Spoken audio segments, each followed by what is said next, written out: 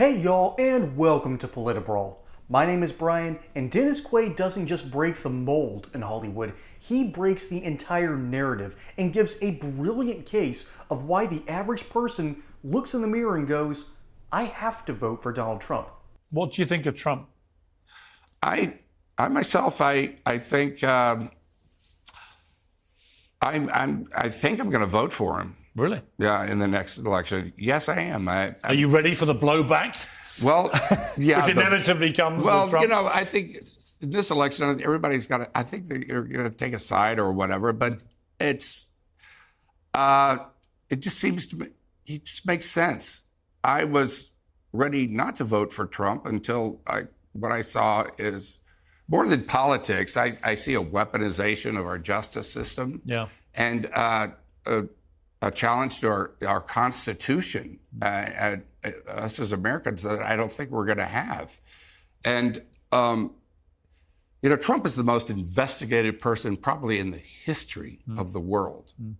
And they haven't been able to really get him on anything. And this whole Stormy Daniels thing, to me, is so kind of pathetic. I mean, whatever happens, as we sit here now, that we're going to find out in a few days whether he's guilty or not guilty. I don't think it matters. It doesn't. If anything, if he's found guilty, it'll probably help him more. Yeah, even the way you just said it made it seem like that trial or guilty or not guilty is about Stormy Daniels, right? Which it's not. No, it's not. And in fact, what is the crime? I still can't figure it out. Well, for the crime, neither can they, because they haven't said what it is. They took a misdemeanor that had run out of its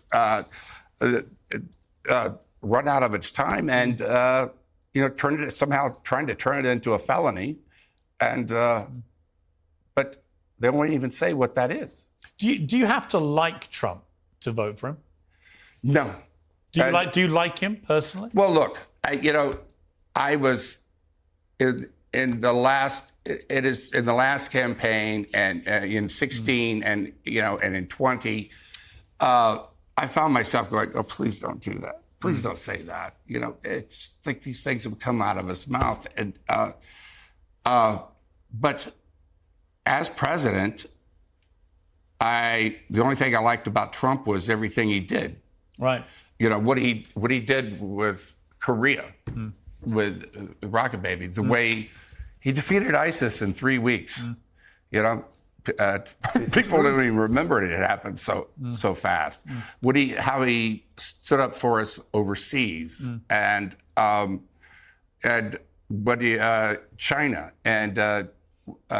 The way he responded to China, he stands up to people, and that's what makes him a leader, rather than what I kind of compare it to what was going on in Jimmy Carter's administration, where we're trying to be everybody's friend and pal, and there's some evil people and bad actors in this world, and so you know, people might call him an asshole, but he's my asshole. Right. No, I get because he's. I'll tell you one true thing about him is that I really feel that he is working for the American people. That's what he's all about.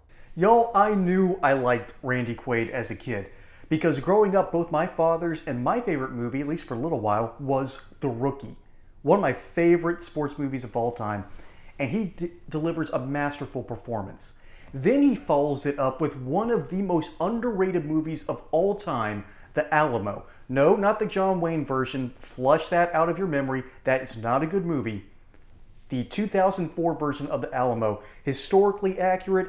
Everyone delivers their A game. The story is pretty airtight, and it's just a masterful movie. And it's a shame it was such a flop, unlike, Furiosa. But the reason Dennis Quaid is really in the news is not because he's defending Trump like a normal person should. No. He's in the news because I believe he's playing Ronald Reagan in an upcoming movie. And the left is not happy about it. Hey y'all, I just wanted to give a shout out to my friends over at Colonial Metals Group. Their experts understand exactly what they're doing with gold, silver, and other precious metals, unlike our current leadership, which is giving us rampant inflation, terrible Federal Reserve policies, a president that doesn't know what planet he's on, and of course, an out-of-control Congress that won't stop spending.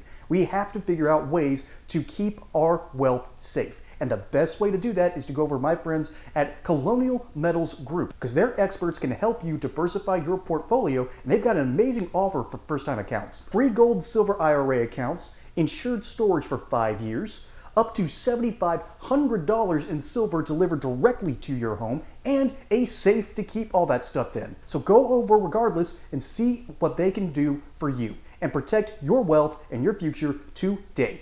Now, back to regularly scheduled programming. They despise Ronald Reagan. And you know what? There can be some criticisms of every president. Not everyone gets things right. George Washington even made some bad decisions from time to time.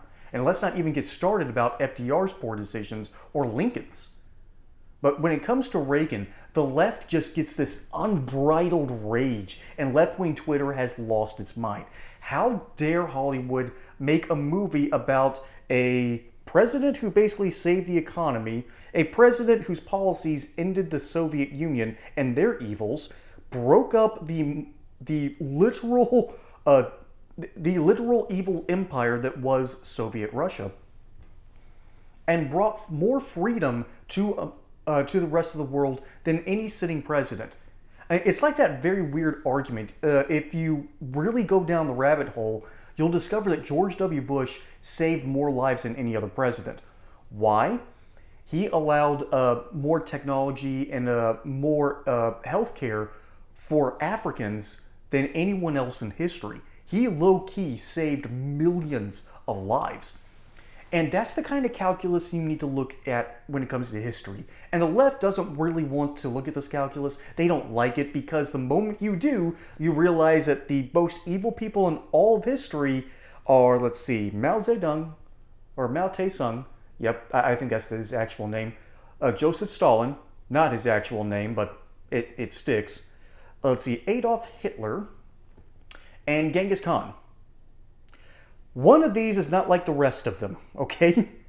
One of these was a devout atheist who hated the world, and oh crap, they're all kind of like that, aren't they?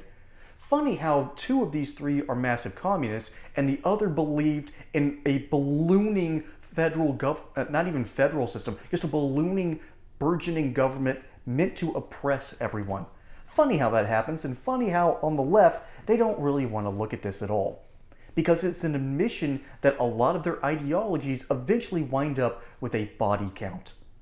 Meanwhile, Ronald Reagan's out here and Dennis Quaid is out here defending the basic principles of strengthening our country, strengthening our borders, making sure that the people who don't like us don't do anything stupid, and, I don't know, having a realistic outlook on the world.